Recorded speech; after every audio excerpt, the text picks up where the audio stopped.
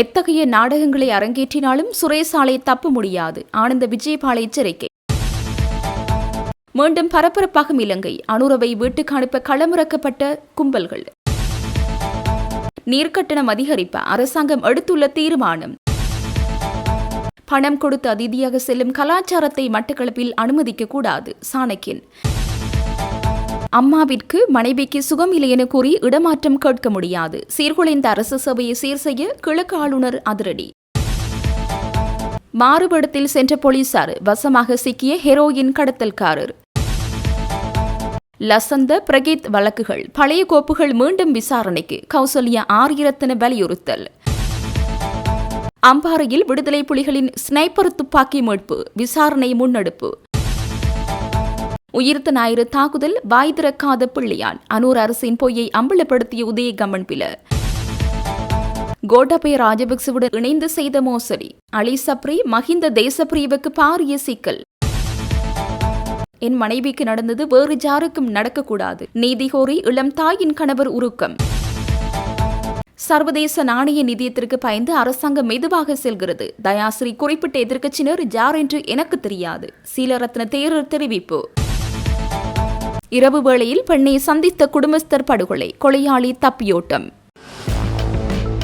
சிறைச்சாலையிலோ அல்லது வைத்தியசாலையிலோ எத்தகைய நாடகங்களை அரங்கேற்றினாலும் சுரேசாலையினால் சட்டத்தின் பிடியிலிருந்து ஒருபோதும் தப்பிக்க முடியாது என பொதுமக்கள் பாதுகாப்பு மற்றும் நாடாளுமன்ற அலுவலக அமைச்சர் ஆனந்த விஜயபால திட்டவட்டமாக தெரிவித்தார். அவர் செய்த குற்றங்களுக்கான தண்டனையை அவர் கண்டிப்பாக அனுபவித்தே தீர வேண்டும் என்றும் அமைச்சர் சுட்டிக்காட்டினார். அரசு புலனாய்வு சேவையின் முன்னாள் பிரதானியான சுரேசாலை உயிர்த்த ஞாயிறு தின பயங்கரவாத தாக்குதல் சம்பவம் தொடர்பான உண்மைகளையும் ரகசியங்களையும் வெளியிடாமல் தொடர்ந்து மறைக்க முற்படுவார். ஆனால் அவர் இரட்டிப்பு தண்டனை எதிர்கொள்ள நேரிடும் என்றும் அமைச்சர் எச்சரித்தார். இதுகுறித்து அவர் மேலும் தெரிவிக்கையில் சுரேசாலை மட்டுமின்றி இந்த கொடூர தாக்குதலுடன் தொடர்புடைய அதற்கு பின்னணியில் இருந்த அனைத்து நபர்களுக்கும் நீதிமன்றத்தின் ஊடாக தகுந்த தண்டனை பெற்றுக் கொடுக்கப்படும். குற்றவாளிகள் எவரும் எந்த ஒரு சந்தர்ப்பத்திலும் சட்டத்தின் பிடியிலிருந்து தப்பி பிழைக்க முடியாது என்று தெரிவித்தார். எனக்கு நேர்ந்த இந்த துயரம் இனி வேறு எந்த ஒரு குடும்பத்திற்கும் நடக்கக்கூடாது. எனது மனைவியின் இழப்பிற்கு சம்பந்தப்பட்ட அனைவரும் பதில் சொல்லியே ஆக வேண்டும். தங்களுக்கு இழைக்கப்பட்ட அநீதிக்கு நீதி கிடைக்கவும் ஒரிஜினல் மருத்துவ ஆவணங்களை மீட்டுத் தரவும் ஜனாதிபதி மற்றும் நீதித்துறை அதிகாரிகள் உடனடியாக தலையிட வேண்டும் என்று மட்டக்களப்பு போதனா வைத்தியசாலையில் மரணமடைந்து இளம் தாயின் கணவர் கோரிக்கை விடுத்துள்ளார். அண்மையில் டெங்கு நோயினால் இளம் தாயொருவர் பிள்ளையினை பிரசவித்த பின்னர் உயிரிழந்ததாக மட்டக்களப்பு போதனா வைத்தியசாலையில் தெரிவிக்கப்பட்டிருந்த நிலையில் இது தொடர்பில் உயிரிழந்த குடும்பத்தினர் மட்டு ஊடக அமையத்தில் ஊடக சந்திப்பினை நடாத்தினார்கள். இதன்போது கருத்து தெரிவித்த குறித்த இளம்பெண்ணின் கணவர் பல்வேறு கருத்துக்களை தெரிவித்தார். தனது மனைவியின் பிரசவத்தின் போது நேர்ந்த மரணத்திற்கு மருத்துவர்களின் அலட்சியமே காரணம் என மட்டக்களப்பு ஊடக அமையத்தில் கண்ணீருடன் கணவர் ஒரு பரபரப்பு குற்றச்சாட்டை முன்வைத்துள்ளார். உயிரிழந்த ஜெயப்பிரியா என்ற பெண்ணின் கணவர் மதுர அந்தகன் தனது மனைவிக்கு நேர்ந்த மருத்துவ தவறுகள் மற்றும் மருத்துவமனை நிர்வாகத்தின் வெளிப்படைத்தன்மையற்ற போக்கு குறித்து ஊடகங்கள் வாயிலாக நீதி கோரியுள்ளார். பாதிக்கப்பட்ட பெண்ணுக்கு காய்ச்சல் ஏற்பட்ட முதல் நாளே தனியார் துறையில் தங்களை கவனித்து வந்த மகப்பேற்று மருத்துவரான டாக்டர் சரவணனை தொடர்பு கொண்டு ஆலோசனை பெற்றுள்ளனர். அவரது அறிவுறுத்தலின்படி மட்டக்களப்பில் உள்ள உயிரிழந்த ஜெயப்பிரியா என்ற பெண்ணின் கணவர் மதுர அந்தகன் தனது மனைவிக்கு நேர்ந்த மருத்துவ தவறுகள் மற்றும் மருத்துவமனை நிர்வாகத்தின் வெளிப்படைத்தன்மையற்ற போக்கு குறித்து ஊடகங்கள் வாயிலாக நீதி கோரியுள்ளார். பாதிக்கப்பட்ட பெண்ணுக்கு காய்ச்சல் ஏற்பட்ட முதல் நாளே தனியார் துறையில் தங்களை கவனித்து வந்த மகப்பேற்று மருத்துவரான டாக்டர் சரவணனை தொடர்பு கொண்டு ஆலோசனை பெற்றுள்ளனர். அவரது அறிவுறுத்தலின்படி மட்டக்களப்பில் உள்ள கோப் மருத்துவமனையில் அனுமதிக்கப்பட்ட போது அது சாதாரண காய்ச்சல் என்று கூறி 2 மருந்துகள் மட்டுமே வழங்கப்பட்டு வீட்டிற்கு அனுப்பப்பட்டுள்ளார். ஆனால் அன்றிரவு காய்ச்சல் தீவிரமடைந்ததை அடுத்து மருத்துவரின் அறிவுறுத்தலின்படி மருத்துவமனையில் 7ஆம் வார்டில் அனுமதிக்கப்பட்டுள்ளார். அங்கும் பலமுறை இரத்த பரிசோதனைகள் செய்யப்பட்டும் அது சாதாரண காய்ச்சல் என்றே மருத்துவர்களால் தொடர்ந்து கூறப்பட்டுள்ளது. காய்ச்சல் தீவிரமடைந்த நிலையில் பெண்ணின் குடும்பத்தினருக்கு எவ்வித அறிவித்தலுமின்றி அவர் அவசர சிகிச்சை பிரிவுக்கு மாற்றப்பட்டுள்ளார். அவர் அங்கு டெங்கு ஆன்டிஜென் பரிசோதனை செய்வதற்கான வசதிகள் அல்லது இயந்திரங்கள் இல்லை என கூறி வெளி ஆய்வகத்தில் பரிசோதனை செய்யுமாறு மருத்துவர்கள் கேட்டுள்ளனர். இதனையடுத்து கணவர் சொந்த முயற்சியில் இரத்த மாதிரி எடுத்து எடுத்துச் சென்று தனியார் ஆய்வகத்தில் பரிசோதித்ததில் அவருக்கு டெங்கு பாதிப்பு இருப்பது உறுதி செய்யப்பட்டுள்ளது. இந்த ரிப்போர்ட்டை பார்த்த பின்னரே அது டெங்கு காய்ச்சல் என்பதை மருத்துவமனை நிர்வாகம் ஒப்புக்கொண்டுள்ளது. பிரசவ வலி ஏற்பட்டதை தொடர்ந்து சாதாரண முறையிலேயே பிரசவம் நடக்கும் என மருத்துவர்கள் உறுதியளித்தவாறே பிரசவமும் நடந்துள்ளது. குழந்தையை பெற்றெடுத்த பின்னர் 21ஆம் தேதி மாலை வரை ஜெயபிரியா தனது குடும்பத்தினருடன் நலமாக பேசியுள்ளார். ஆனால் அன்றிரவு திடீரென அவருக்கு கடுமையான இரத்தப்போக்கு ஏற்பட்டுள்ளது. குடும்பத்தினரிடமும் எவ்வித அனுமதியோ ஒப்புதல் கையெழுத்தோ பெறாமல் நள்ளிரவில் மருத்துவர்களால் அவசரமாக அறுவை சிகிச்சை செய்யப்பட்டுள்ளது. மறுநாள் காலையில் குடும்பத்தினர் பார்க்க சென்ற போது அந்த விபரம் அவர்களுக்கு தெரிவிக்கப்பட்டுள்ளது. அறுவை சிகிச்சைக்கு பின் பெண்ணின் நுரையீரல் மற்றும் சிறுநீரகங்கள் செயலிழக்க தொடங்கியுள்ளன. தொடர்ந்து மயக்க நிலையிலேயே வைக்கப்பட்டிருந்த ஜெயபிரியா சிகிச்சை பலனின்றி உயிரிழந்துள்ளார். எனது மனைவியின் பிரசவத்தின் போது அங்கிருப்பேன் என்று உறுதியளித்த டாக்டர் சரவணன் பிரசவத்தின் போது அங்கு இல்லை என்றும் கர்ப்ப காலத்தின் 10 மாதங்களில் 12 முதல் 13 முறை தனியார் முறையில் ஸ்கேன் செய்த அறிக்கைகள், சிகிச்சை குறிப்புகள் மற்றும் அரசாங்கத்தினால் வழங்கப்படும் முக்கிய ஆவணமான ஏகார்ட் போன்ற எதனையும் மருத்துவமனை நிர்வாகம் எங்களிடம் மறைத்து வருகிறது என்று கணவர் குற்றம் சாட்டியுள்ளார். எனக்கு நேர்ந்த இந்த துயரம் இனி வேறு எந்த குடும்பத்திற்கும் நடந்துவிடக்கூடாது. எனது மனைவியின் இழப்பிற்கு சம்பந்தப்பட்ட அனைவரும் பதில் சொல்லியே ஆக வேண்டும் என கண்ணீருடன் குறிப்பிட்டவர், தங்களுக்கு இழைக்கப்பட்ட அநீதிக்கு நீதி கிடைக்கவும் ஒரிஜினல் மருத்துவ ஆவணங்களை மீட்டுத் தரவும் ஜனாதிபதி மற்றும் நீதித்துறை அதிகாரிகள் உடனடியாக தலையிட வேண்டும் என்று உருக்கமாக வேண்டுகோள் விடுத்துள்ளார். குருமன்வெளி விபுலம் அமைப்பினால் நடத்தப்படும் Mattakkalappu Ampara premier league 2026 cricket தொடரில் பங்கேற்கும் 10 அணிகளின் உத்தியபூர்வ சீருடைகள் நேற்று பாராளுமன்ற உறுப்பினர் சாணக்கியன் ராசமாணிக்கம் அவர்களினால் அவரது அலுவலகத்தில் வைத்து அறிமுகப்படுத்தி வைக்கப்பட்டன. இந்த நிகழ்வில் அவர் உரையாற்றும் போது, நாட்டின் பல மாவட்டங்களில் பணப்பலத்தை பயன்படுத்தி தேர்தல்களில் வெற்றி பெறும் கலாச்சாரம் காணப்பட்டாலும் மட்டக்களப்பில் அவ்வாறான நிலை நீண்ட காலமாக இருக்கவில்லை. ஆனால் அண்மை காலமாக மட்டக்களப்பில் முன்னெப்போதும் இல்லாத ஒரு புதிய கலாச்சாரம் உருவாகி வருகிறது. அதாவது நிகழ்வுகளில் அதிதியாக கலந்து கொள்வதற்காக பணம் பெற்றுக் கொண்டு செல்லும் நடைமுறையை சில அரசியல்வாதிகள் உருவாக்கியுள்ளனர். இவ்வாறான தவறான கலாச்சாரத்திற்கு மட்டக்களப்பு மாவட்டத்தில் இடமளிக்க கூடாது என தெரிவித்தார். மேலும் குருமன்வெளி விபுலம் அமைப்பினால் நடத்தப்படும் Mattakkalappu Ampara premier league 2026 cricket தொடர் சிறப்பாகவும் வெற்றிகரமாகவும் நடைபெற தனது வாழ்த்துகளையும் அவர் தெரிவித்தார். இந்த நிகழ்வில் போட்டி ஏற்பாட்டாளர்கள், அணிகளின் உரிமையாளர்கள், தக்கவைக்கப்பட்ட வீரர்கள், அனுசரணையாளர்கள் மற்றும் பல முக்கிய பிரமுகர்கள் கலந்து கொண்டு நிகழ்வை சிறப்பித்தனர். சர்வதேச நாணய நிதியத்தின் நிபந்தனைகளுக்கு பயந்து கொண்டே தற்போதைய அரசாங்கம் மெதுவாக முன்னோக்கி நகர்கிறது. அத்துடன் பாராளுமன்ற உறுப்பினர் தயாசிறி ஜெயசகர எதிர்க்கட்சியினருடன் இணைந்து அதிகாரத்தை கைப்பற்றப் போவதாக குறிப்பிட்ட அந்த நபர் ஜார் என்பது எனக்கு தெரியாது. அது குறித்து எனக்கு எவ்வித அழைப்பும் விடுக்கப்படவில்லை என ஜனசேதன பெரமுன கட்சியின் தலைவர் பத்திரமுள்ள சீலரத்ன தேரர் சுட்டிக்காட்டினார். கொழும்பில் அமைந்துள்ள தொல்பொருள் திணைக்கள தலைமை அலுவலக வளாகத்தில் ஊடகவியலாளர்கள் எழுப்பிய கேள்விகளுக்கு பதிலளிக்கும் போது இவர் மேற்கண்டவாறு தெரிவித்தார். அரசாங்கமானது எரிபொருள் விலைகளை அதிகரிக்கும் போது 200 முதல் 500 ரூபாய் என்ற பாரிய தொகைகளில் அதிகரித்துவிட்டு தற்போது டீசல் விலையை வரும் 20 ரூபாயால் மாத்திரம் குறைத்து மக்களுக்கு பேரிடியை கொடுத்துள்ளது. அரசாங்க ஊழியர்களுக்கு 20 கிலோகிராம் அரிசியை கொடுப்பனவு முறையின் கீழ் வழங்கும் இந்த அரசாங்கம் எனது அப்பாவி முச்சக்கர வண்டி ஓட்டுநர்களுக்கும் ஏனைய வாகனங்களுக்கும் வெறும் 20 ரூபாய் என்ற சொற்ப தொகையை குறைத்திருக்கின்றது. இது மிகவும் வெட்கக்கேடான ஒரு விடயமாகும். சம்பந்தப்பட்ட அமைச்சருக்கு சற்றேனும் வெட்கம் இல்லையா என்று கேட்க விரும்புகிறேன். நாங்கள் எரிபொருள் விலையை 100 அல்லது 200 ரூபாவால் குறைப்போம் என்று இவர்களால் தைரியமாக கூற முடியாது. ஏனெனில் இவர்களுக்கு பயம் இருக்கின்றது. அடுத்ததாக எரிபொருள் விலையை நிச்சயமாக 700 முதல் 730 அல்லது 850 ரூபாய் வரை உயர்த்துவது இவர்களின் மறைமுக திட்டமாகும். இந்த அரசாங்கத்திற்கு மக்களை வாழ வைப்பதில் எவ்வித அக்கறையும் இல்லை. மாறாக மக்களின் ரத்தத்தையும் சதையையும் எந்த அளவுக்கு உறிஞ்சி குடிக்க முடியுமோ அந்த அளவுக்கு உறிஞ்சி குடிப்பதை இவர்கள் செய்கிறார்கள். அதேவேளை பாராளுமன்ற உறுப்பினர் தயாசிறி எதிர்க்கட்சியினருடன் இணைந்து அதிகாரத்தை கைப்பற்றப் போவதாக ஜாரோ ஒருவரை குறிப்பிட்டு கூறுவதை நான் அவதானித்தேன். எதிர்க்கட்சியில் இருக்கும் அந்த நபர் ஜார் என்று எங்களுக்கு தெரியாது. அது மட்டுமின்றி எமக்கு இதுவரை எவ்வித அதிகாரப்பூர்வ அழைப்பும் விடுக்கப்படவில்லை. தற்போது மக்களுக்கு வழங்கப்பட்டுள்ள இந்த நிவாரணம் போதுமானதா என்று பார்த்தால் அது மிகவும் குறைவானதாகும். 20 ரூபாய் குறைப்பென்று முச்சக்கர வண்டி ஓட்டுநர்களுக்கும் இந்த நாட்டில் முச்சக்கர வண்டிகளை நம்பி வாழும் பல்லாயிரக்கணக்கான குடும்பங்களுக்கும் வாகன சேவை வழங்குனர்களுக்கும் சிறிய மற்றும் நடுத்தர வர்த்தகர்களுக்கும் படகு ஓட்டுநர்களுக்கும் அரசாங்கம் செய்யும் கேலி கூத்தாகும். ஜனாதிபதியும் நிதியமைச்சருமானவர் ஏன் தன்னிச்சையாக எரிபொருள் விலையை கணிசமான தொகையால் குறைப்பதற்கு ஒரு உறுதியான முடிவை எடுக்க முடியவில்லை என்று கேட்கிறேன். சர்வதேச நாணய நிதியத்திற்கு பயந்து கொண்டே இந்த அரசாங்கம் தனது பயணத்தை மெதுவாக தொடர்கின்றது. மக்களுக்கு இந்த அரசாங்கத்தால் உண்மையான எவ்வித நிவாரணமும் கிடைக்கவில்லை. கடந்த கால அரசாங்கங்கள் ஓரளவேனும் மக்களை பற்றி சிந்தித்தன. ஆனால் தற்போதைய அரசாங்கம் மக்களிடமிருந்து வரிகளை மாத்திரமே உறிஞ்சிக் கொண்டிருக்கிறது என்றார்.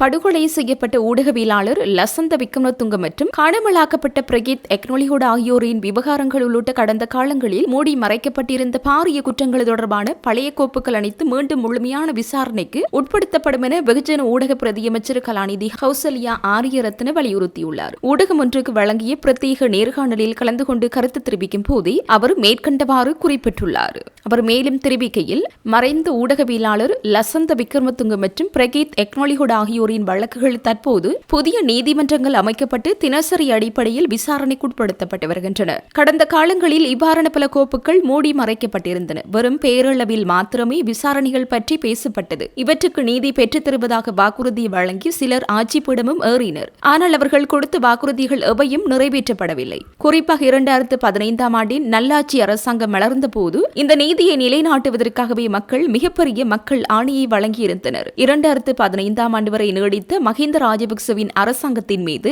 மக்களுக்கு இருந்த கடுமையான அதிருப்தி மற்றும் கோபத்தின் காரணமாகவே அந்த மக்கள் ஆணை கிடைத்தது. ஏனெனில் அது ஒரு அடக்குமுறை மற்றும் பயங்கரவாத அரசாங்கமாகவே செயற்பட்டது. மக்கள் பொது வீதிகளில் படுகொலை செய்யப்பட்டனர். முக்கியமாக ஊடகவியலாளர்கள் மற்றும் ஊடக உரிமைகள் பற்றி பேசும் அமைப்புகளிடம் நான் இப்போதும் கேட்கிறேன், உங்களுக்கு கடந்த கால வரலாறு மறந்துவிட்டதா? பட்டப்பகலில் ஊடகவியலாளர்கள் படுகொலை செய்யப்பட்டனர். சிலர் நாட்டை விட்டு வெளியேறினர். சிலரது கை கால்கள் உடைக்கப்பட்டன. வெள்ளை வேன்களில் கடத்திச் செல்லப்பட்டனர். இவற்றுக்கு சரியான முறையில் நீதியை நிலைநாட்டுவதற்கான மிக நெருக்கமான அதிகார பலம் நல்லாட்சி அரசாங்கத்திற்கு கிடைத்தது. ஆனால் நல்லாட்சி அரசாங்கம் அந்த சந்தர்ப்பத்தை தவறவிட்டு பழைய பாதையிலேயே பயணிக்க தொடங்கியது. அதே போன்ற ஒரு புதிய அரசியலமைப்பை கொண்டு வருவதற்கான மிகச்சிறந்த மக்கள் ஆணை நல்லாட்சி அரசாங்கத்துக்கு இருந்தது. ஆனால் அதிலும் அவர்கள் தோல்வியடைந்தனர். இதன் காரணமாக மிகப்பெரிய சட்ட சீர்திருத்தங்களையும் நல்ல மாற்றங்களையும் கொண்டு வருவதற்கு கிடைத்த பல சந்தர்ப்பங்கள் தவறவிடப்பட்டன. எனவே இந்த சந்தர்ப்பத்தில் எமக்கு மிகப்பெரிய பொறுப்பு இருப்பதாக நாங்கள் கருதுகின்றோம். பல வருடங்கள் பழமையான குற்றங்கள் தொடர்பில் ஆராய்வது என்பது இலகுவான காரியமல்ல. நீதி நிலைநாட்டப்படும் என்றார். உயிர்த்த ஞாயிறு குண்டு தாக்குதல்கள் தொடர்பில் பிள்ளையான் பல விடயங்களை வெளிப்படுத்தியுள்ளதாக அரசாங்கம் குறிப்பிடுவது முற்றிலும் பொய்யானது. நீதிமன்றத்திற்கு அவ்வாறு ஏதும் இதுவரையில் அறிவிக்கப்படவில்லை என பிவித்ருகில உரிமை கட்சியின் தலைவரும் முன்னாள் அமைச்சருமான உதய் கமன்பில தெரிவித்தார். கொழும்பில் நேற்று நடைபெற்ற நிகழ்வில் கலந்து கொண்டதன் பின்னர் ஊடகங்களுக்கு கருத்து தெரிவிக்கையில் மேற்கண்டவாறு குறிப்பிட்டார். அங்கு அவர் மேலும் தெரிவித்ததாவது, உயிர்த்த ஞாயிறு குண்டு தாக்குதல்கள் தொடர்பான விடயங்களை அரசாங்கம் தனது அரசியல் தேவைக்காக பயன்படுத்தியுள்ளது. அரசியல் பழிவாங்கலை முன்னிலைப்படுத்திய அரசு புலனாய்வு பிரிவின் முன்னாள் பிரதானி சுரேஷ் ஆலை கைது செய்யப்பட்டு சித்திரவதைக்குள்ளாக்கப்பட்டுள்ளார்.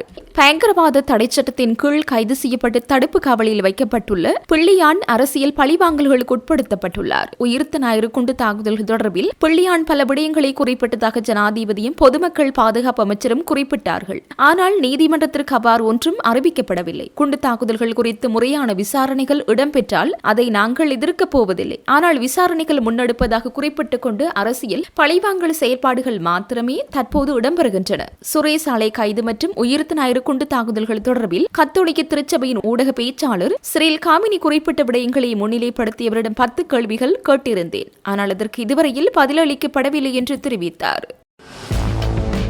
சமகால அரசாங்கத்திற்கு எதிராக நாடளாவிய ரீதியில் போராட்டம் ஆரம்பிக்கப்பட்டுள்ளது. தற்போதைய பொருளாதார நெருக்கடியால் விலைவாசிகள் அதிகரித்துள்ளதாக குற்றம் சாட்டி வீதிகளில் ஒன்று கூடும் மக்கள் கோஷங்களை எழுப்பி வருகின்றனர். அனூர் அரசாங்கத்தை வீட்டுக்கு செல்லுமாறு கோரிக்கை விடுத்து வருகின்றனர். பல்வேறு பகுதிகளில் ஆரம்பிக்கப்பட்டுள்ள இந்த போராட்டங்களில் சிறியளவிலான மக்கள் கலந்து கொண்டுள்ளனர். எனினும் பாரியதொரு மக்கள் போராட்டமாக முன்னெடுக்க எதிர்க்கட்சிகள் திட்டமிட்டு வருகின்றன. அனூர் அரசாங்கத்திற்கு நெருக்கடி என்ற துணைப்பொருளில் தீப்பந்தங்களை ஏந்தி நாடு முழுவதும் பல இடங்களில் ஆர்ப்பாட்டங்கள் நடாத்தப்பட்டன.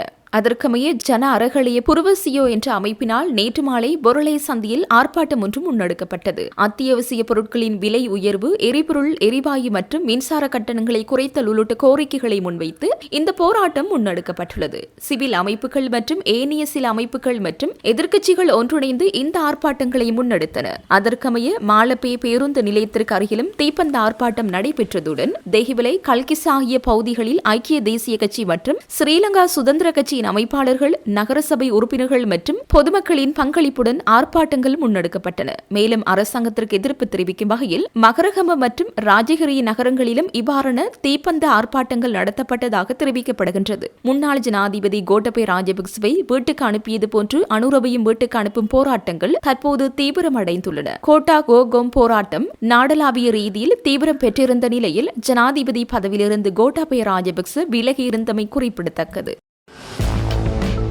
அம்பாறை மாவட்டம் கஞ்சிக்குடிச்சாறு காட்டுப்பகுதியில் விடுதலை புலிகளால் கடந்த காலத்தில் கைவிடப்பட்டதாக சந்தேகிக்கப்படும் அதிநவீன ஸ்னைப்பர் ரக துப்பாக்கி ஒன்று விசேட அதிரடி படையினரால் கடந்த திங்கட்கிழமை மாலை மீட்கப்பட்டிருந்தது. திருக்கோவில் சாகமம் விசேட அதிரடிப்படை முகாம் அதிகாரிகளுக்கு கிடைக்கப்பெற்ற ரகசிய தகவலுக்கு அமைவாக கஞ்சிக்குடிச்சாறு பக்மிட்டிய காட்டுப்பகுதியில் விசேட ரோந்து மற்றும் தேடுதல் நடவடிக்கை ஒன்று முன்னெடுக்கப்பட்டது. இதன்போது காட்டுப்பகுதியிலிருந்து பெரிய மரப்பொந்து ஒன்றினில் மிகவும் பத்திரமாக மறைத்து வைக்கப்பட்டிருந்த நிலையில் குறித்த அதிநவீன ஸ்னைப்பர் துப்பாக்கியும் அதற்கு பயன்படுத்தப்படும் 7 தோட்டாக்களும் அதிரடி படையினரால் மீட்கப்பட்டன. மீட்கப்பட்ட துப்பாக்கி மற்றும் தோட்டாக்கள் கஞ்சிக்குடியாறு பகுதியை கண்காணிக்கும் தமிழ போலீஸ் நிலையத்தில் ஒப்படைக்கப்பட்டது. அதனைத் தொடர்ந்து போலீசார் அவற்றை நீதிமன்றத்தில் ஆஜர்படுத்துவதற்கான நடவடிக்கைகளை மேற்கொண்டனர். யுத்தம் நடந்து பல வருடங்களான நிலையில் குறித்த ஆயுதம் அங்கு எவ்வாறு வந்தது? அண்மை காலத்தில் ஜாரேனும் அங்கு மறைத்து வைத்துள்ளார்களா அல்லது யுத்த காலத்தில் மறைத்து வைக்கப்படுதா என்ற கோணங்களில் பாதுகாப்பு பிரிவினரும் தமிழ போலீசாரும் இணைந்து விசாரணைகளை முன்னெடுத்து வருகின்றனர். பொருளாதார நெருக்கடி எதிர்கொண்டுள்ள நாடுகளுள் சர்வதேச நாணய நிதியத்தின் விரிவாக்கப்பட்ட நிதி வசதியை பெறும் நாடுகளில் இலங்கை வெற்றியை நோக்கி பயணித்து வருவதாக சர்வதேச நாணய நிதியம் தெரிவித்துள்ளதாக கிழக்கு மாகாண ஆளுநர் பேராசிரியர் ஜெயந்தலால் ரத்னசேகர தெரிவித்தார். தற்போதைய அரசாங்கம் முன்னெடுத்துச் செல்லும் விரயம், ஊழல் மற்றும் மோசடிகள் 100% ஒழிக்கப்படாவிட்டாலும் அவை குறைந்த மட்டத்தில் பேணப்படுவதே இதற்கு காரணம் என்றும் குறிப்பிட்டார். நேற்று நேர்முக பரீட்சையின் மூலம் தெரிவு செய்யப்பட்ட படவரைகளை உத்தியோகத்தர்கள், தொழில்நுட்ப உத்தியோகத்தர்கள் மற்றும் வினைத்திறன் தடைத்தாண்டல் பரீட்சையில் சித்தியடைந்து முகாமைத்து உதவியாளர் சேவையிலிருந்து விசேட தரத்திற்கு தரம் உயர்த்தப்பட்ட உத்தியோகர்களுக்கான நியமன கடிதங்களை வழங்கும் நிகழ்வில் கலந்து கொண்டு உரையாற்றும் போதே ஆளுநர் இதனை தெரிவித்தார். இதன்போது மேலும் தெரிவித்த அவர், நிதி ஒழுக்கத்தை பேணுவதன் மூலம் அரசு சேவையை வெற்றிகரமானதாக மாற்றியமைக்க நம்மால் முடியும். கடந்த காலத்தில் அருகில் உள்ள பாடசாலை சிறந்த பாடசாலை என்றதொரு திட்டம் இருந்தது. நான் அந்த கருத்தாக்கத்துடன் உடன்படவில்லை. இப்போது புதிய நியமனங்களை பெறுபவர்கள் அருகில் உள்ள அலுவலகமே சிறந்த அலுவலகம் என்று நினைத்துக் கொண்டிருக்கிறார்கள். ஆனால் இந்த நியமனங்கள் மாவட்ட நியமனங்கள் அல்ல. இவை கிழக்கு மாகாண நியமனங்கள் என்பதனை அனைவரும் உறுதியாக நினைவில் கொள்ள வேண்டும். மேலும் ஒரு விசேட விடயத்தை கூற வேண்டும். நியமனம் பெறும் இடத்தில் குறைந்தபட்சம் 5 வருடங்கள் கட்டாயமாக சேவை செய்ய வேண்டும். எக்காரணம் கொண்டும் அந்த காலப்பகுதிக்குள் நியமனங்கள் மாற்றப்பட மாட்டாது. நான் ஏன் அப்படி சொல்கிறேன் என்றால், சிலர் அம்மாவுக்கு சுகமில்லை, அப்பாவுக்கு சுகமில்லை அல்லது மனைவிக்கு சுகமில்லை என்று கூறி நியமனங்களை மாற்றிக்கொள்ள வருகிறார்கள். சேவை எங்கு தேவைப்படுகிறதோ அங்கு நாம் கட்டாயமாக சேவை செய்ய வேண்டும் என்ற அடிப்படையில் நாம் இருக்க வேண்டும். அவ்வாறு இல்லாமல் தமக்கு தேவையான இடங்களில் சேவை செய்ய முற்படும் போது அரசு சேவையின் சமநிலை சீர்குலைந்துவிடும் என்று அவர் தெரிவித்தார். நீர் கட்டணத்தில் எவ்வித திருத்தமும் மேற்கொள்ளப்பட மாட்டாது என வீடமைப்பு நிர்மாணத்துறை மற்றும் நீர்வளங்கள் அமைச்சர் சுசில் ரணசிங்க தெரிவித்துள்ளார். வருடத்தின் முதல் 6 மாதங்களில் நீர் சுத்திகரிப்பு பணிகளுக்காக சபைக்கு பெரும் செலவு ஏற்படவில்லை என அமைச்சர் குறிப்பிட்டுள்ளார். இதற்கமைய நீர் கட்டணத்தை அதிகரிக்க வேண்டிய தேவை ஏற்படவில்லை என அமைச்சர் தெரிவித்தார். ஆண்டுதோறும் 6 மாதங்களுக்கு ஒருமுறை நீர்க்கட்டணம் திருத்தம் மேற்கொள்ளப்படுவதுடன் இந்த ஆண்டின் முதல் 6 மாதங்களுக்கு நீர்க்கட்டண திருத்தம் எதனையும் மேற்கொள்ளாதிருக்க அரசாங்கம் நடவடிக்கை எடுத்திருந்தது. ஜூலை 1ஆம் தேதி முதல் டிசம்பர் 31ஆம் தேதி வரையான 6 மாத காலப்பகுதியில் கட்டண அதிகரிப்பு ஏதேனும் ஏற்படுமா என்பது குறித்து வீடமைப்பு நிர்மாணத்துறை மற்றும் நீர்வளங்கள் அமைச்சர் சுசில் ரணசிங்கவிடம் வினவிய போது அதற்கு பதில் வழங்கிய அமைச்சர், இந்த 6 மாத காலத்தில் 18% மின்சார கட்டண அதிகரிப்பு மாத்திரமே ஏற்பட்டுள்ளது. எரிபொருள் விலை அதிகரிப்பு உண்மையில் நீர் சுத்திகரிப்பு பணிகளை பாதிப்பதில்லை. மின்சார கட்டண அதிகரிப்பே பாதிப்பு ஏற்படுத்துகிறது. எனினும் நீர் கட்டணத்தில் மின்சார கட்டணத்தின் பங்கு 12% மாத்திரமே ஆகும். எனவே அந்த 12% அளவே 18% அதிகரித்துள்ளது. அது ஒரு அலகு நீருக்கு சுமார் 2.50 ரூபாய் போன்றதொரு தொகையாகும். இதனால் இந்த 6 மாத கால செலவினம் மிக குறைந்த அளவிலேயே பாதிப்பு ஏற்படுத்தியுள்ளது. எனவே பெரும்பாலும் அடுத்த 6 மாதங்களுக்கும் நீர்க்கட்டணத்தில் திருத்தம் செய்யப்படாமல் இருக்கவே வாய்ப்புள்ளது என்றார். கோட்டாபய ராஜபக்சவுக்கு சார்பாக தங்களின் பதவிகளை துஷ்பிரயம் செய்துள்ளதாக ஜனாதிபதி, சட்டத்தரணி மற்றும் முன்னாள் தேர்தல்கள் ஆணைக்குழுவின் தலைவர் ஆகியோருக்கு எதிராக லஞ்ச ஊழல் விசாரணை ஆணைக்குழுவிற்கு சில சான்று ஆதாரங்களுடன் முறைப்பாடு ஒன்று சமர்ப்பிக்கப்பட்டுள்ளது. குறித்த முறைப்பாடு ஜனாதிபதி, சட்டத்தரணி அலி சப்ரி, முன்னாள் தேர்தல்கள் ஆணைக்குழுவின் தலைவர் ஆகியோருக்கு எதிராக லஞ்ச ஊழல் விசாரணை ஆணைக்குழுவிற்கு சில சான்று ஆதாரங்களுடன் முறைப்பாடு ஒன்று சமர்ப்பிக்கப்பட்டுள்ளது. குறித்த முறைப்பாடு ஜனாதிபதி, சட்டத்தரணி அலி சப்ரி, முன்னாள் தேர்தல்கள் ஆணைக்குழு பணிப்பாளர் மஹிந்த தேசப்பிரியவுக்கு எதிராகவே முறைப்பாடு செய்யப்பட்டுள்ளது. முறைப்பாட்டில் தெரிவிக்கப்பட்டுள்ள முக்கிய விடயங்கள்: ஊழல் எதிர்ப்பு சட்டத்தின் 41வது பிரிவின் கீழ் முன்னாள் தேர்தல்கள் ஆணைக்குழுவின் தலைவர் மஹிந்த தேசப்பிரிய மற்றும் சட்டத்திரணி அலி சப்ரி ஆகியோர் தங்களது அரசு அதிகாரத்தை துஷ்பிரயோகம் செய்து அமெரிக்க பிரஜையாக இருந்த கோட்டாபய ராஜபக்சவிற்கு 2019 ஜனாதிபதி தேர்தலில் போட்டியிடுவதற்காக சட்டவிரோதமான சலுகைகளையும் ஆதரவையும் வழங்கியுள்ளனர். அதாவது அரசியலமைப்பின் 20வது திருத்தத்திற்கு முன்னர் இரட்டை குடியுரிமை உடையவர்கள் ஜனாதிபதி வேட்பாளராக தகுதியற்றவர்கள் ஆவர். 2019 ஜனாதிபதி தேர்தலில் போட்டியிட 36 பேர் இருந்தனர். அவர்களில் இருவர் வெளிநாட்டு பிரஜைகள் ஆவர். ஒருவர் பிரித்தானிய பிரஜையான நாகானந்த கொடித்துவக்கு, மற்றவர் ஸ்ரீலங்கா பொதுஜன பெரமுனவின் வேட்பாளரான அமெரிக்க பிரஜையான கோட்டாபய ராஜபக்ச.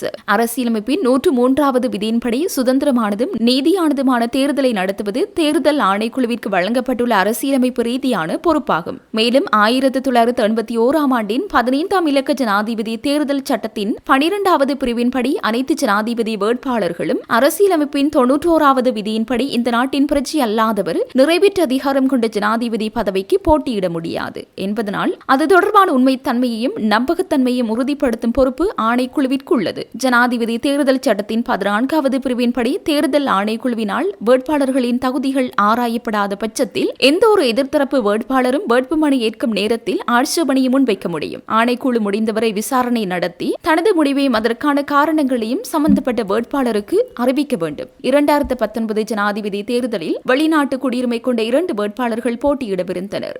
நாகானந்த கொடித்துவக்கு மற்றும் கோட்டாபய ராஜபக்ச ஆகிய இருவர் குறித்தும் அவர்கள் இலங்கை பிரஜைகள் அல்லாததால் இதற்கு தகுதியற்றவர்கள் என கூறி 2018 மே 13 அன்று ஓசலஹேரத் என்பவரால் முறைப்பாடு ஒன்று சமர்ப்பிக்கப்பட்டிருந்தது. பிரித்தானிய குடியுரிமையை கொண்டிருந்த அவர் 2019 செப்டம்பர் 20 அன்று தனது குடியுரிமையை துறந்ததற்கான சான்றிதழை தேர்தல் ஆணைக்குழுவிடம் சமர்ப்பித்திருந்தார். ஆனால் கோட்டாபய ராஜபக்ச தனது வெளிநாட்டு குடியுரிமையை துறந்ததற்கான எந்த ஒரு உத்தியபூர்வ ஆவணத்தையும் அல்லது சான்றிதழையும் தேர்தல் ஆணைக்குழுவிடம் சமர்ப்பிக்கவில்லை என்று கூறப்படுகிறது. அத்தோடு ஜனாதிபதி தேர்தலில் ஸ்ரீலங்கா பொதுஜன பெரமுனவை பிரதிநிதித்துவப்படுத்தி இருவர் பிணைப்பணம் செலுத்தியிருந்தனர். ஒருவர் அன்றைய நாடாளுமன்ற உறுப்பினர் சமல் ராஜபக்ச, மற்றவர் அவரது சகோதரரான கோட்டாபய ராஜபக்ச ஆவார். தேர்தல் ஆணைக்குழுவின் உறுப்பினர்களில் ஒருவரான பேராசிரியர் ரத்னஜீவன் ஹுல் 2 சத்திய கடதாசியல் மூலம் கோட்டாபய ராஜபக்ச ஜனாதிபதி தேர்தலில் போட்டியிடும் போது அவர் குடியுரிமை துறந்ததற்கான எந்த ஒரு ஏற்றுக்கொள்ளத்தக்க ஆவணத்தையும் தேர்தல் ஆணைக்குழுவிடம் சமர்ப்பிக்கவில்லை என்பதை உறுதிப்படுத்தியுள்ளார். இந்த 2 சத்திய கடதாசிகளும் இம்முறைப்பாட்டுடன் இணைக்கப்பட்டுள்ளன.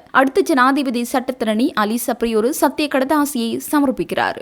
அதன் உண்மைத்தன்மை உறுதிப்படுத்திக் கொள்ளாமல் தேர்தல் ஆணைக்குழு கோட்டாபய ராஜபக்சவிடம் வேட்புமனுவை ஏற்றுக்கொண்டுள்ளதாக முறைப்பாட்டாளர் தனது முறைப்பாட்டில் குறிப்பிட்டுள்ளார். 2019 நவம்பர் 16ஆம் தேதி நடைபெற்ற ஜனாதிபதி தேர்தலின் பின்னர் கோட்டாபய ராஜபக்சவின் அமெரிக்க குடியுரிமை ரத்து செய்யப்பட்டுள்ளதாகவும் அமெரிக்க ராஜ்யாங்க திணைக்களத்தின் பெடரல் ரெஜிஸ்டர் மூலம் 2020ஆம் ஆண்டின் முதல் காலாண்டு பகுதியில் உறுதிப்படுத்தப்பட்டுள்ளதாகவும் 2019 ஜனாதிபதி தேர்தலின் போது கோட்டாபய ராஜபக்சவின் அமெரிக்க குடியுரிமை நீக்கப்பட்டிருக்கவில்லை என தெரிய வந்துள்ளது. உகன மற்றும் அதனை சூழ உள்ள பகுதிகளில் இளைஞர்களை இலக்கு வைத்து நீண்ட காலமாக ஹெரோயின் போதைப்பொருள் விநியோகத்தில் ஈடுபட்டு வந்ததாக கூறப்படும் பிரதான சந்தேக நபர் அம்பாறை மாவட்ட குற்றப்புலனாய்வு பிரிவினரால் நேற்று அதிரடியாக கைது செய்யப்பட்டுள்ளார். உகன 21 திசப்புர கிராமத்தில் உள்ள அவரது வீட்டில் மேற்கொள்ளப்பட்ட விசேட நடவடிக்கையின் போது அவர் கைது செய்யப்பட்டதாக போலீசார் தெரிவித்தனர். போலீசாரின் தகவலின்படி கடந்த ஒரு வருடத்திற்கு மேலாக உகன போலீஸ் நிலையத்திற்கு அண்மையில் இருந்தபடியே சந்தேக நபர் தனது போதைப்பொருள் விற்பனை வலையமைப்பை இயக்கி வந்துள்ளார். தனது வீட்டை சுற்றி சிசிடிவி கேமராக்கள் மற்றும் விசேட ஒளி விளக்குகளை பொருத்தி போலீசாரின் நடமாட்டத்தை தொடர்ந்து கண்காணித்து வந்ததாகவும் தெரிவிக்கப்படுகிறது. மேலும் போலீசார் சோதனைக்காக வரும்போதெல்லாம் முன்கூட்டியே தகவல் கிடைத்ததால் அவர் தப்பிச் செல்வதை வழக்கமாக கொண்டிருந்ததாக விசாரணைகளில் தெரிய வந்துள்ளது. இதனால் முன்னதாக மேற்கொள்ளப்பட்ட பல நடவடிக்கைகள் தோல்வியடைந்ததாகவும் கூறப்படுகிறது. இந்நிலையில் அம்பாறை பிராந்திய பிரதி போலீஸ் மாதிபரின் வழிகாட்டலின் கீழ் புதிய திட்டம் ஒன்று வகுக்கப்பட்டது. அதன்படி அம்பாறை மாவட்ட குற்றப்புலனாய்வு பிரிவு போலீஸ் குழுவினர் தங்களை டெங்கு ஒழிப்பு பரிசோதகர்கள் என மாறுவேடமிட்டு சந்தேக நபரின் வீட்டிற்கு சென்றுள்ளனர். குழுவில் பெண் போலீஸ் அதிகாரி ஒருவரும் இணைந்திருந்ததாக தெரிவிக்கப்பட்டுள்ளது. டெங்கு நுளம்பு பரிசோதனை மேற்கொள்ள வேண்டும் என கூறி வீட்டின் சுற்றுப்புறத்தை ஆய்வு செய்த போது சந்தேக நபர் அதிகாரிகளுடன் வாக்குவாதத்தில் ஈடுபட்டு அவர்களின் நடவடிக்கை திசை திருப்ப முயன்றதாக போலீசார் தெரிவித்தனர். இதனையடுத்து அருகில் மறைந்திருந்த ஏனைய போலீஸ் அதிகாரிகள் திடீரென நடவடிக்கையில் ஈடுபட்டு சந்தேக நபரை கைது செய்தனர். கைது செய்யப்பட்ட போது தன்னை விடுவிப்பதற்காக சம்பந்தப்பட்ட போலீஸ் அதிகாரிக்கு 2 லட்சம் ரூபாய் லஞ்சம் வழங்க முயன்றதாகவும் அதனை போலீசார் நிராகரித்து சட்ட நடவடிக்கை முன்னெடுத்த பயன்படுத்ததாகவும் தெரிவிக்கப்பட்டுள்ளது. சந்தேக நபரிடம் 5 கிராம் ஹெரோயின் மற்றும் 30 மில்லிகிராம் போதைப் பொருள் கைப்பற்றப்பட்டதாகவும் போலீசார் தெரிவித்தனர். பின்னர் சந்தேக நபர் அம்பாறை மேலதிக நீதவான் நீதிமன்றத்தில் ஆஜர்படுத்தப்பட்ட நிலையில் அவரை 7 நாட்கள் போலீஸ் காவலில் வைத்து மேலதிக விசாரணை நடத்த நீதிமன்றம் உத்தரவிட்டுள்ளது. இந்த நடவடிக்கை அம்பாறை பிராந்திய போலீஸ் மாதிபரின் வழிகாட்டலும் சிரேஷ்ட போலீஸ் அதிகாரியின் மேற்பார்வையிலும் அம்பாறை மாவட்ட குற்றப்புலனாய்வு பிரிவு அதிகாரிகள் இணைந்து மேற்கொண்டதாக போலீசார் தெரிவித்தனர். மாவனல்லை கடாப்பகந்தகின் பகுதியில் கூறிய ஆயுதத்தால் கழுத்தில் குத்தப்பட்டு ஒருவர் படுகொலை செய்யப்பட்டுள்ளார். கடந்த 29ஆம் தேதி இரவு இந்த சம்பவம் இடம்பெற்றுள்ளது. இந்த சம்பவத்தில் 42 வயதான பிரதீப் தில்ஷான் ஜெயரத்ன என்ற 3 பிள்ளைகளின் தந்தை உயிரிழந்துள்ளார். இது தொடர்பான ஆரம்பகட்ட விசாரணைகளை போலீசார் ஆரம்பித்துள்ளனர். போலீஸ் விசாரணைகளுக்கு அமைய உயிரிழந்த நபர் கல் அத்தர பிரதேசத்திலிருந்து தனது வீட்டிற்கு மோட்டார் சைக்கிளில் சென்று கொண்டிருந்த போது பெண்ணொருவரை சந்தித்துள்ளார். இரவு 8:45 மணியளவில் வீதியில் ஆள் நடமாட்டம் இல்லாத இடத்தில் பேசிக் கொண்டிருந்த போது அங்கு வந்த சந்தேக நபர் குறித்த நபரை கத்தியால் குத்திவிட்டு தப்பிச் சென்றுள்ளார். காயங்களுடன் சென்ற நபரை பிரதேசவாசிகள் உடனடியாக வைத்தியசாலைக்கு கொண்டு செல்ல முற்பட்ட போதிலும் அவர் ஏற்கனவே உயிரிழந்தமை தெரியவந்தது. கொலை செய்யப்பட்ட நபருக்கும் சந்தேக நபரின் மனைவிக்கும் இடையே நீண்ட காலமாக நெருங்கிய தொடர்பு இருந்து வந்துள்ளது. இதன் காரணமாக ஏற்பட்ட தகராறே இந்த கொலைக்கு காரணமாக இருக்கலாம் என போலீசார் சந்தேகிக்கின்றனர். சம்பவத்தின் பின்னர் பிரதேசத்திலிருந்து தப்பியோடிய சந்தேக நபரை கைது செய்ய விசேட போலீஸ் குழுவினர் ஈடுபடுத்தப்பட்டுள்ளனர். சம்பவம் நடந்த இடத்தில் பெரிய அளவிலான இரத்தக்கரைகள், காலணிகள், மோட்டார் சைக்கிள் மற்றும் தலைக்கவசம் ஆகியவற்றை போலீசார் கண்டெடுத்துள்ளனர்.